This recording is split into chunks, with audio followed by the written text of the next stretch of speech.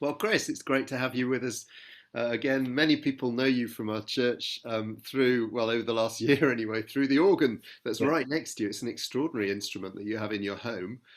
But of course, you're much more than that. Give us just a window into how maybe you first came to be involved in St. Barnabas and how long you've been with us as a church member. Yes, okay. Well, so last Christmas, I worked out, the Christmas just gone, I worked out that I'd done 15 years with St. Barnabas, which was quite amazing. It took me a while to work my way through that. And I think it was a great, not coincidence, but God incidence that actually I became involved with St. Barnabas. Um, that actually I decided, so I played the organ for most of my life, and since I was 18, I've had an organ post somewhere, and most of that has been associated with a lot of hard work on a Sunday, playing with accompanying a choir, leading a choir, playing lots of liturgical music. And I think around 15 years ago, I became exhausted by that. Became exhausted by the fact it was just music making. I was turning up to church. I didn't really getting engrossed in spiritual life, in prayer, in thanksgiving, and yeah, I became really exhausted by it. And Lynn felt the same. We felt that we were just turning up to church, and there was no real sense of God working in our lives. And so we decided for the first time to actually have a break away from it. And I found this website called Philip Norman's website. I put my name on there as a relief organist. I could play in different churches, and I did a little bit of playing in some churches. And then one day I got a call from a lady called Emma Cole, who used to be our office manager, who said, would I come and play for a Christmas service? And I was booked up for several different services. I came and did one at St. Barnabas. And I remember Tim at the time almost interviewing me and hearing me play. And I suddenly felt this overwhelming connection with St. Barnabas. I can't quite describe what it was like. I was thinking about this morning.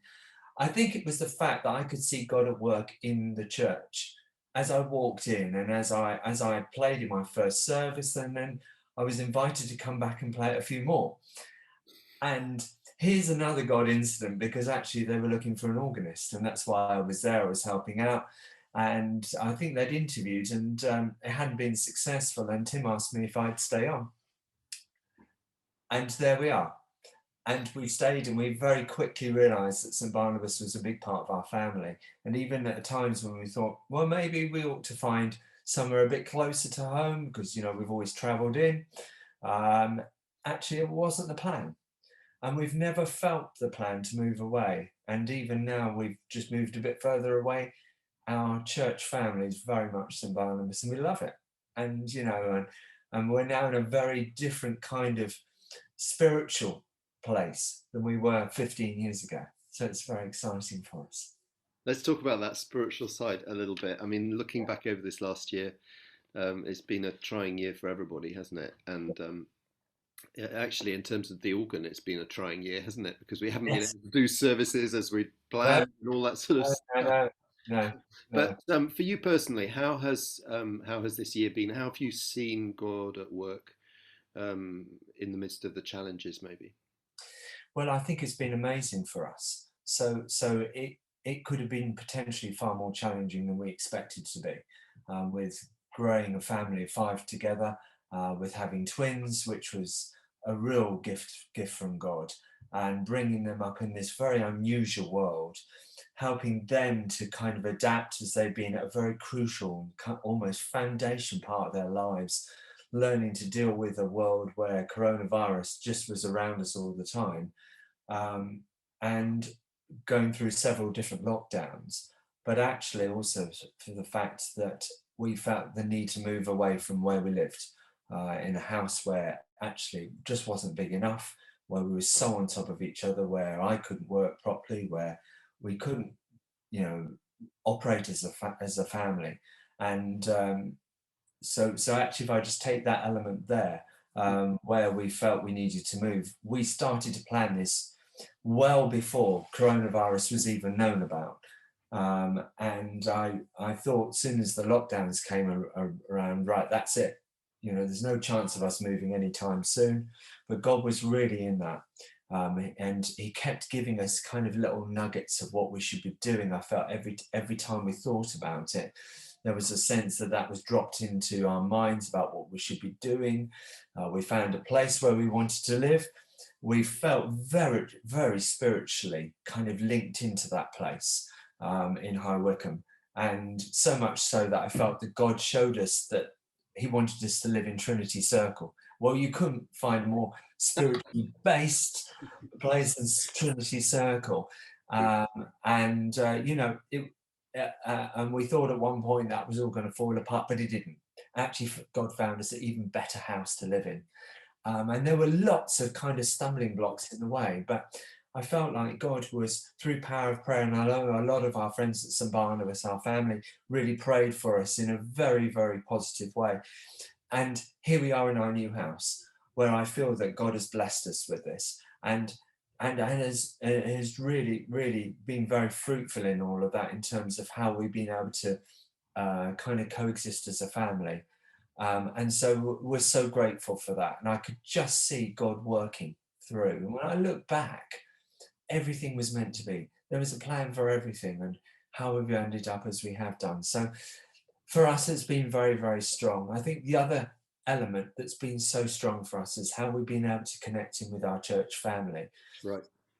So before the lockdown and before Zoom, Yeah. we didn't know it was Zoom before the lockdown, but our once a week to church was probably as much as it afforded us, really. I know that Lynn used to go to the Wednesday group for the women on Wednesday, but now we link in almost every day.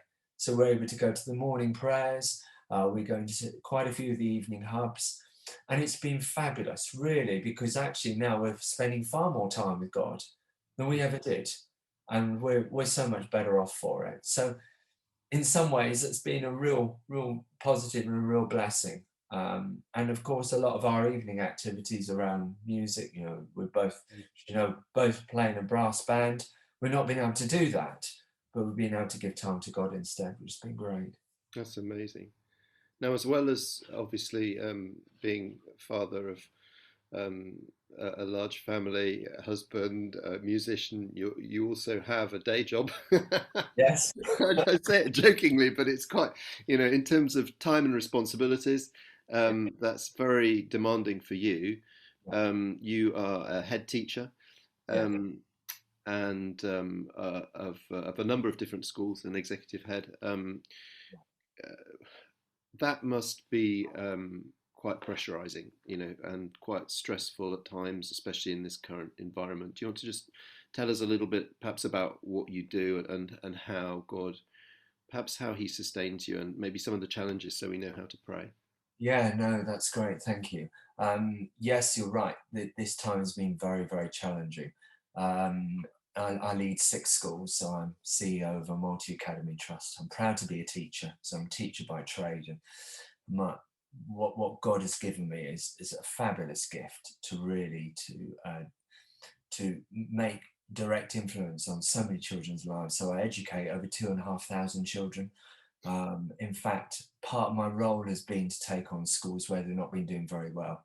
My mantra is to really focus on those children being less fortunate, and to really help those schools where children haven't been learning very well. And in the last 10 years, I've turned around 9 schools. I'm so proud of that, because actually it's not about what I've been able to do, it's about how I've been able to facilitate that with other teams, to put people in the right place, and get them to realize that actually we can do anything.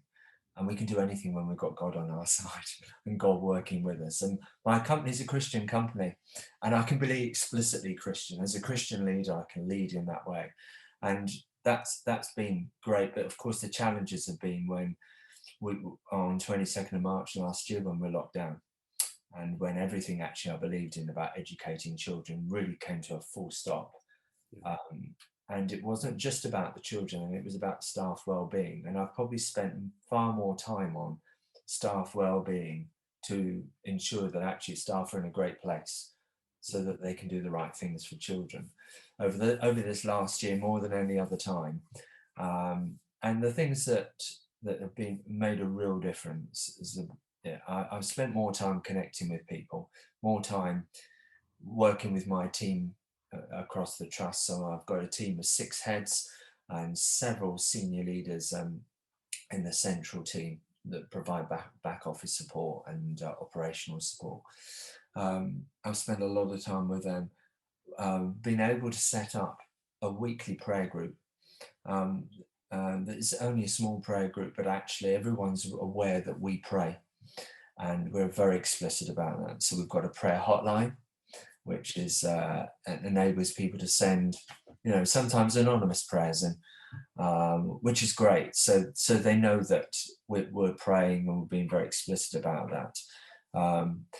And so the challenge has been to keep people in the right place. The challenge has been to enable children to learn. We learned a lot, certainly in the spring and summer term, about how children hadn't engaged effectively, and how when we started back in September about, right, we've now got to do things in a very, very different way. We've got to really enliven the curriculum and get kids engaged and get them back into learning and back into working together, and all of those things that, children have started not to do, and quite keen not to do if you don't put the right things in place, if you know what I mean.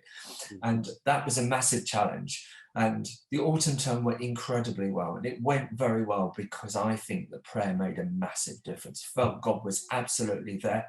He was there with my staff teams in ensuring that they were really, really, really doing the very best for children. In fact, we saw some great stuff going on, and I got to December and I could see that children were catching up. And then, of course, we had another lockdown. Yeah. So we then went into the new challenge of, right, we've got to do things very differently. We've got to think about remote learning now. We've got to think about how we can keep children engaged and not go back to where we were. What we didn't want was another September, back in February or March later on, whenever that might be. So that's been a massive challenge for us. But what's been great is there's been some fabulous decision making by my team, where I've seen them work in such a powerful way that I've just never seen before. I've seen them grow in a way that I've never seen before. And I believe that God was there. God's been there at every moment and ensuring that we can do the very best that we can. It's an extraordinary reminder that God works to cause us to grow most in perhaps the most difficult environments sometimes. Yeah, it's a paradoxical thing, isn't it? You tend to think that we grow as Christians when the soil is really fertile and easy and stuff, but actually sometimes it's the hardest environments where we're thrown back on God. It is, absolutely. And I think it's where it's enabled a lot of my team to connect more with God than probably they ever would have done before. And that's been so exciting. And it's been exciting for me to explicitly show my Christian faith through this work. And do you find there's any sort of, what am I asking? Do you get any sort of resistance from that? Is there any negative to the Christian dimension that you're trying to bring into your school leadership? Amazingly not. I mean, that should happen. Yeah. As a Christian organisation, we've got 3 church schools and 3 non-faith schools that just provide a curriculum across. We're not explicit about employing Christian staff. What's most important as a CEO is. So that's kind of part of what makes the organisation. And so some of the staff that we employ actually are explicitly not Christian, and they're very clear about that. And we've got other faiths as well. So that should be potentially a big challenge for me, and I found it less to be. I found that people have really been implicitly quite in awe of what our prayer has done and how that's brought people to the fore. And actually, we talk about values. We have very strong values in our organisation. It's about, actually, we want people to do well. We want people to live a full life. and we want people and children to flourish. And I think when you start talking about that, and you see that working through well, and you see actually that really playing out about how we look after people, that has a huge impact on those who may not have any faith. Um, one of my colleagues is very explicitly not a Christian, and she is explicit about the impact that that makes on her, seeing us in prayer, us in reflection and spiritual direction. So, and I don't think that would have happened before this year. So that's been a big turnaround. Wow. That's amazing, Chris. Thank you. I love those themes of living life to the full and encouraging others to do it, but being rooted in prayer. Yeah, And we continue to pray for you as a church, and you're really valued members of our church. I think you know that, but absolutely. it's Yeah, lovely to engage in conversation, and thank you for all that you do. thank you. It's, you know, it's a real moment to serve, and I just think that God has given this great opportunity to do something for the wider network, and supporting so many children. It's just so exciting. There's not a day when I don't enjoy what I do. I don't in, we all have our off days when you wake up and think, oh my goodness, today, but actually it never takes me away from that great vision and purpose that I feel God has set out. And not just in the workplace, but at home as well, and how that all ties in together, and how it all could be such a big challenge, but actually, you know, God's there and kind of maneuvering the pieces around to make it all work for us. It's great. And the power of prayer from our church has been phenomenal, and I'm always so grateful how I can go on prayer Zooms and how I hear people praying explicitly for my work, and I'm so grateful for that. Amazing, Chris. Thank you. That's fantastic. Thank you.